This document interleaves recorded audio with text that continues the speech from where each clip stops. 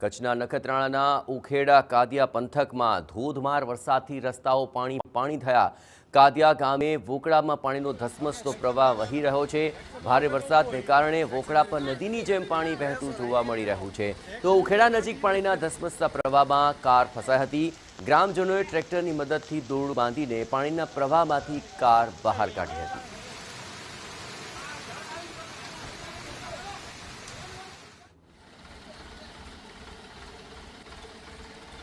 તો પાણીનો પ્રવાહ જુઓ અને પ્રવાહની અંદર તણાતી આ કાર વોકળામાં આ ધસમસતા પ્રવાહની અંદર આ ફોર વ્હીલર ફસાઈ હતી અને તેને લઈને ટ્રેક્ટરની મદદથી આ કારને બહાર કાઢવાની ફરજ પડી। ધોધમાર વરસાદને કારણે પરિસ્થિતિનું નિર્માણ થયું।